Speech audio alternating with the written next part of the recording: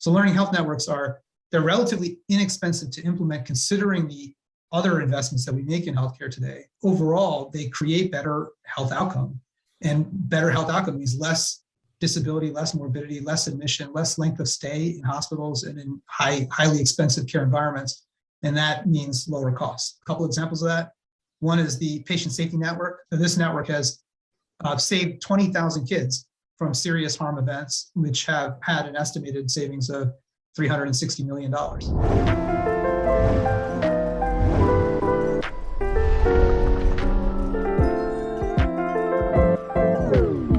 Today, we're going to be talking about learning health networks. What is a learning health network? They are effectively a brain trust that are tapped to develop thousands of life-saving systems and breakthroughs across every area of healthcare by synthesizing high quality, what's now called big data, and the experience and insights of the participants. Peter, if you're just going to boil it down to its essence, how does it improve everything? We're used to networks in many parts of our lives. There are networks of patients, there are networks of professional networks of clinicians, there are professional networks of researchers. What's unique about a learning health network is that they allow these three groups to interact in ways that are focused on changing outcomes of relevance to particular groups of people, like people living with cystic fibrosis or people living with pancreatic cancer. What we've found is that by organizing in this way, we're able to go from new evidence, new breakthroughs, what used to take 17 years down to 3 or 4 years.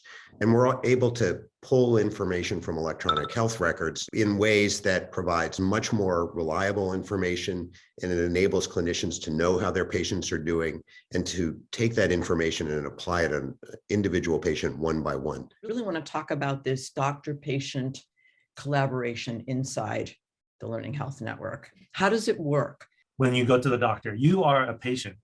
That's your script, right? The doctor is a doctor. That's their script.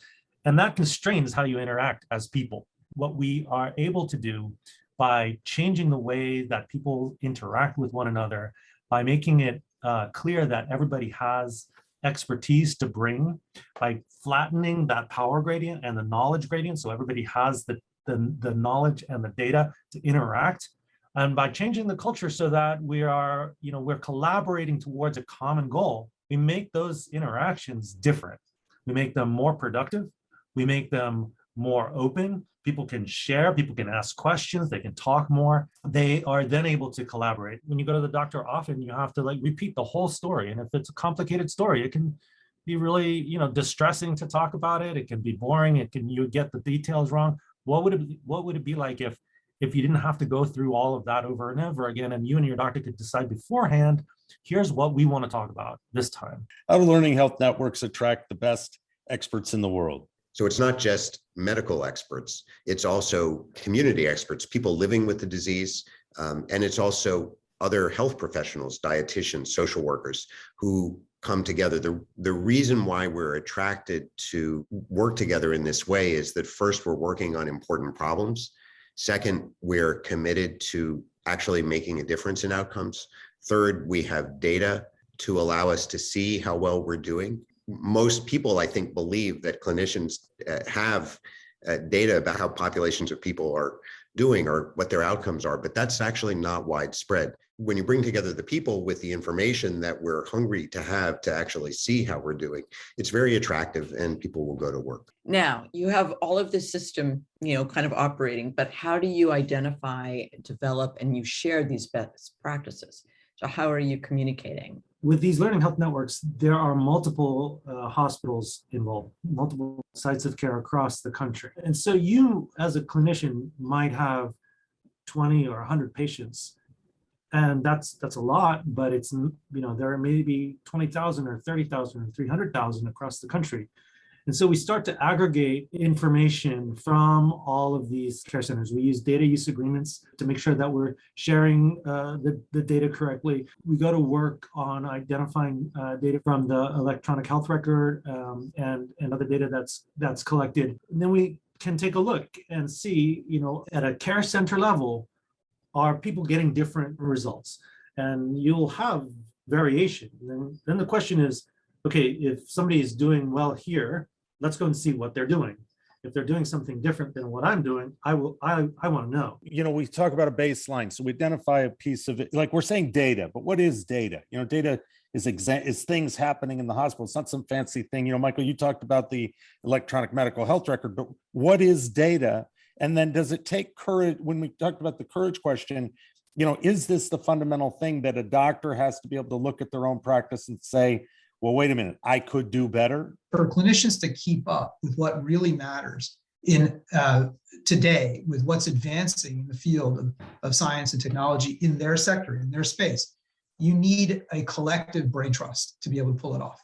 But the other big thing that they do is they help us untangle the myriad amounts of clinical information, science that's being created every single day to understand really what is going to be clinically impactful and help us get to to those results that matter.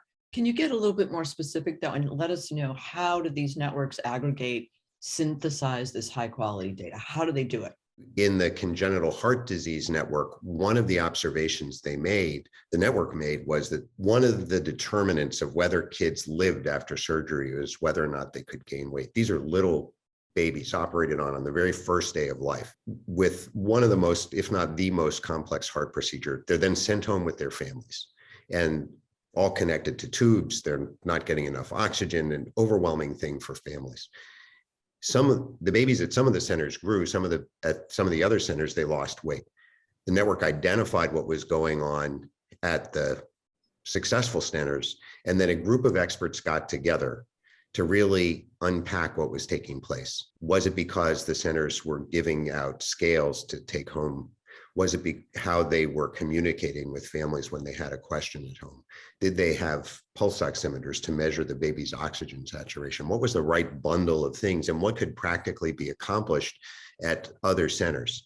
That led to what we would call a practice guideline, some standards about how to do this that were then taught across the network. And what they saw over the course of a year or two was that all the centers changed their practice and weight gain improved overall. So this is what it looks like. It's not rocket science. It's just attention to details and then synthesizing the details and standardizing the details so that somebody else could actually learn what you figured out on your own. But I think the present model for how we teach people about what better practice is do a whole bunch of research, spend 5 to 10 years doing that research, write a paper, which takes 2 years of peer review and all the rest of it to get published, and then hope for the best. Hope that people will pick that information up and use it in their practice. This was completely turning that on its head. Make an observation from the data that's available in the Learning Health Network, teach the providers what to do the thing that needs to get done, and then publish the paper, a year later. And then of course, it'll grow from there. But I mean, a very different way of producing knowledge and getting that knowledge into practice, which I think is so wonderful.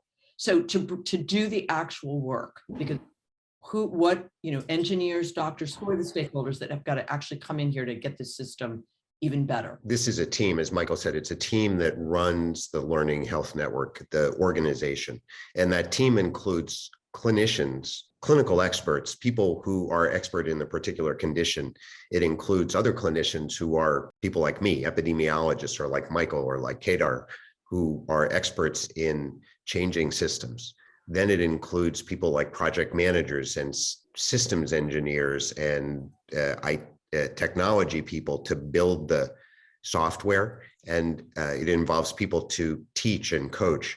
It's not a big team. It's actually a relatively small team can support hundreds of hospitals in working through this process, because most of the work on a daily basis is actually happening at the hospitals. It's really some organizational work, technical to be sure, but not a massive number of people. What does it mean to get personal as a patient, to get personalized medicine within the context of a learning health network? How does it improve my care? A lot of times where people are going with that is gene associations and different expressions of different alleles on different genes, and that's good and that's important.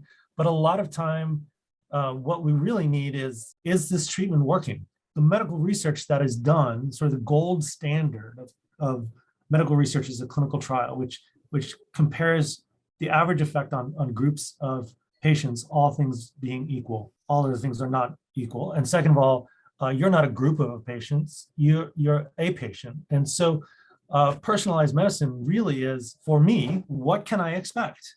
And how is this working for me? Most of the time, that is sort of done in a sort of haphazard way. You'll get a prescription from the doctor. You'll come back 3 months later, and the doctor will say, "So, how's that working for you?" Pretty good. It could be better.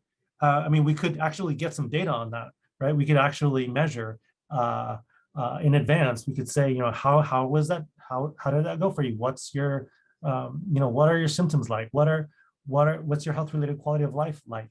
And then the doctor could actually be comparing those results to the results of other patients like you, right? That's personalized medicine, right? How am I doing?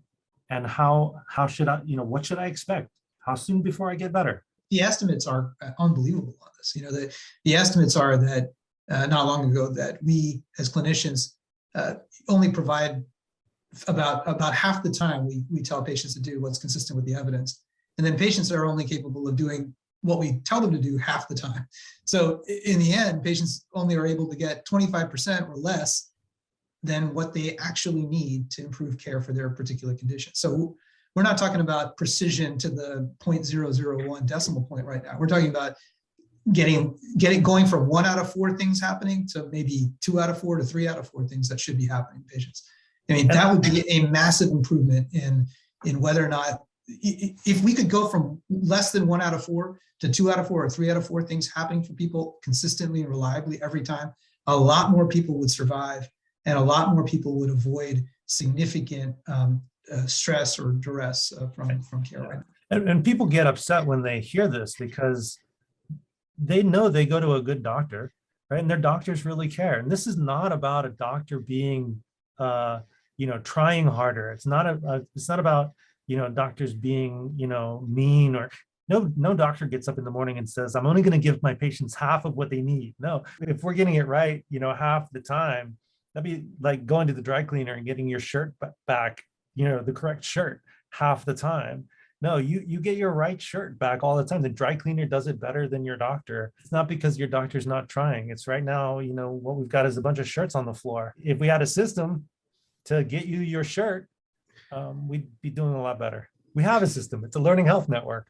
First of all, it is daunting to think that we expect our physicians to know everything about all of us. I mean, when you really think about it, it's too much. And we do need to design systems that can help the doctor help us. So that is just overarching. How are these learning networks going to help us achieve health equity? Because we are talking about such disparity across this country, where there are systems in place in certain parts of the country, then there's others that have very, they don't have all of the kind of technological advancements. So how can this system work to make it fair and more equitable across this country? Well, for one thing, I think what we've been talking about up to this point about helping clinicians provide reliable, evidence-based care and making that easier for clinicians to do consistently and every time. If we can do that, and that's irrespective of the patient that's sitting in front of us, but if we can do that consistently every single time, then we will start the process of remediating some of these inequities that are present. But that's not the whole answer. That's part of the answer, because we know that we have major challenges around inequity that are not just driven by what takes place in the exam room or in the clinic, but because of what's happening in our broader social environments. And we know that zip codes, for example, are better predictors of health outcomes. And there are now many networks that are working on this particular challenge, using the same principles that we've described so far. What matters to the people in those environments, asking those questions, and then building systems that are capable of responding to them. And within a very short period of time, sometimes within weeks or months, we've seen networks that have both sought understanding and developing specific ways of addressing those health inequities. And actually, there have been significant results achieved by these networks. One example is that we've seen in some cases 15, 20% reductions in neighborhood-based or geographically defined health inequities around things like asthma and other specific care activities. how do learning health networks shorten the time for research? How do we bring it down the time from 17 years to 3 years, to get to the bedside? The way that research has traditionally happened is that it's organized around the interests of the investigator. And that's a good thing. People have to be motivated to go after scientifically challenging problems. There's a lot of failure in it. There's a lot of, you have to write grants, you have to publish papers. All of that takes a tremendous amount of motivation.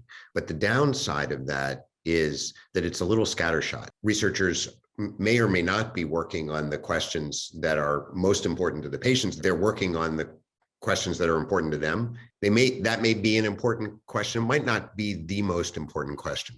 So the way this happens in networks is there's a community consciousness of what the big problems are that we're seeing across many care centers. And these things, the doctors are all talking about it, the patients are all talking about it, and that leads to a prioritization by the community of the topics that are important. And as that happens, the researchers who are looking for things to do get attracted to those problems and they go to work on them. So we've been talking a lot about, kind of doctor to doctor clinicians, getting this information, but we also, this only really works if the patients and their families have access to this information in a way that they can make sense of it. There's a lot of information out there, a lot of data out there, and it is really hard to parse it out. As Kedar mentioned, it takes 34 hours a day to read the medical literature. It's impossible for any one person to do, but luckily we have many, many people involved in the learning health networks. And what we've done is we made it, in many of the networks, there's a explicit agreement that when research is done in the learning networks, there is a lay summary that is co-produced between the researchers and the patients and clinicians. There's sort of a translation going on at the time. And, thinking about that, like sometimes we do stuff for NIH, and do you have to really think about who's reading it, and really, again, to this question of equity and access, so that the information really is communicated in a way that is really understandable? Because are you thinking about that? So the way that we think about that is sort of an extension of the standard way of working together. The way that we're translating the research summaries is by working with patients and families to make sure that the information is understandable to them. So a lot of what I see in these learning health networks is extremely encouraging and is really exciting to see, is patients helping each other understand the medical information. And to me, that's where the real power of these networks on the patient side lives. It's because you're activating this community of patients to talk to each other about how they could and should live with their respective clinical conditions and how to bring that condition into their lives in a way that allows them to continue to live productive, healthy, and happy and successful lives. How do learning health networks lower the cost of care and deliver better outcomes ultimately for patients? Those two things are directly related. The simplest business case I've ever read about healthcare is the more healthy you are, the less you cost in some ways. And what learning health networks do is they create better health outcome. People are healthier because they're part of a learning health network. We talked about improved care now earlier. Instead of 1 out of 2 kids being in remission, it's 4 out of 5 kids being in remission. That's a substantially greater number of children that are not requiring advanced therapeutics, that are not in and out of the hospital, that are not suffering unnecessarily. And so the cost of that population might be significantly lower. So learning health networks they're relatively inexpensive to implement considering the other investments that we make in healthcare today. Overall, they create better health outcome, and better health outcome means less disability, less morbidity, less admission, less length of stay in hospitals and in highly expensive care environments. And that means lower costs. An example of that, a couple of examples of that. One is the Patient Safety Network. And since 2012, this effort, the Solutions for Patient Safety Network, this network has saved 20,000 kids from serious harm events, which have had an estimated savings of $360 million. That's a huge amount of money that's been saved. If someone could give me a succinct summary, funding summary, how much does all of this cost? Like, what are we looking at? There's several sort of buckets where most of the funding will go and where the cost is. First is, sort of the leadership and management of the system itself to harness all of the collective intelligence and the inherent motivation of everybody involved. the medical folks, the patients, the other professionals, and the expertise, and put that all into practice. That takes a team, a dedicated team, to spend time on that. It's not necessarily at the care center level, but it is at the network level. Then secondly, there's the training and developing people, building the local clinician, patient, and research leaders teams. We teach them how to do quality improvement. We teach them how to do to co-produce quality improvement, which means having patients as part of the improvement team. And so there's new ways of working together. It takes a little bit of time to learn, and the cost for that. Hopefully, as this gets bigger, the incremental costs go down. Are the technologies for the registries, the data sharing, and the online knowledge repositories. Peter talked about the very structured way that we walk through figuring out, what needs to go into the database. How are you going to collect that? How does it change your clinic workflow, if at all? Who's going to build those? Where do the data go? All of that is cost, but then once that's in, it's fixed. Most health systems today have poured millions, if not billions of dollars into electronic health records over the last 10 years. Considering how much money they've invested in that, the return on that investment has not been nearly what I think they might have expected. It hasn't nearly helped enough with getting to what matters to people and ensuring that care gets to people in a reliable, more standardized fashion. If nothing else, it's probably taken the doctor and nurse's attention away from the person sitting in front of them and guiding their attention instead towards the screen. And so I think that part of what we're talking about, there are some costs associated with pulling off a good learning health network, but a lot of those costs have already been borne by systems, by the implementation of these electronic health records. And it's a matter of prioritization from my perspective. It's less about real hard economic dark green dollar investments in additional technology. We're not talking about buying some newfangled technical solution. That's not what is necessary here. It's about activating the existing infrastructure that health systems have poured money into over the last decade and a half. And that, I think, is what we need to do more of. And it's not really a massive new expense, considering what they've already spent on the existing infrastructure that they've created.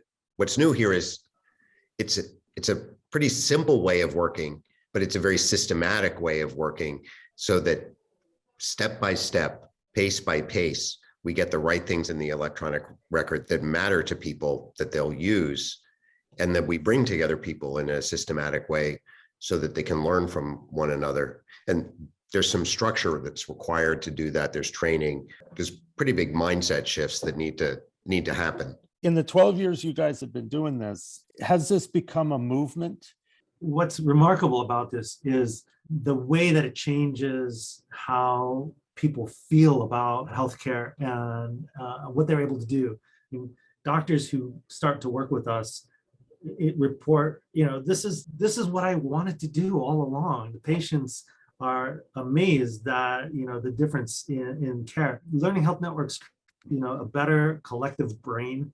They activate everybody to act on that knowledge and standardize clinical practice. And when you put these things together, what you get is far more reliable practice than just a single person acting on their own in a siloed practice, trying to read 34 hours a day and also do care. I mean, realistically, there's no way you're going to be able to get the same kind of quality, state-of-the-art care outside of learning health network. It's just not possible to do these things by yourself, that it takes so many people working in concert to do.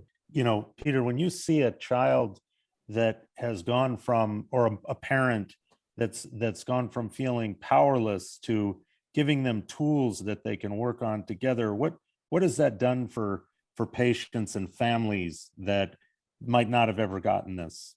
One of the things that I like most, that is most gratifying for me as I do this work, is that I notice that people are coming together to work on problems and to use the network to solve problems that matter to them, that they just go after on their own without ever asking anybody for permission to do it. They just come together to make it happen.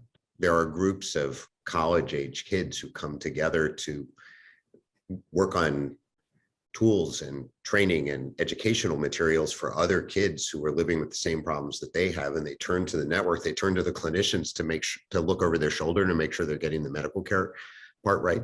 but they write this stuff on their own. So there's a sense of empowerment and a sense of possibility to actually make a difference that parents and kids are bringing to this, that is just so amazing to see.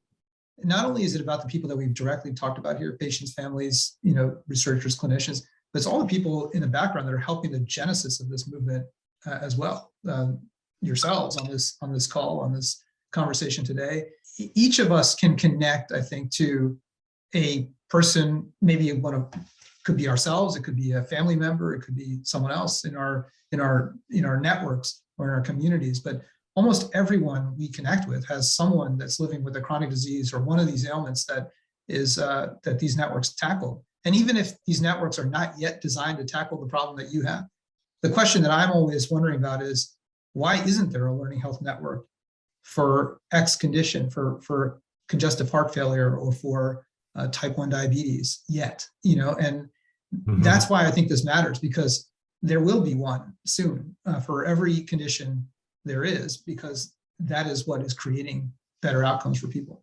So we have these massive budgets that are appropriated to discover new things that help. In truth, someday will help people, to be clear, but very little of the resource today is being earmarked to help those discoveries move beyond the laboratory, move beyond the discovery phase and into practical real life implementation. So if even we could move 10%, I'm not asking for 90% or, I'm not asking for the whole enchilada. I'm just asking for 10% of the discovery budget to move from the discovery budget into learning health networks to help accelerate the understanding of what matters to people, so that whatever we do on the discovery side is aligned to what matters to people, and then helps the fruits of that labor actually get into the clinical environments to help us take better care of people. I think it's enough to actually change life expectancy due to healthcare. That's how much such a relatively modest shift in prioritization would achieve by moving some of the money out of discovery and into implementation.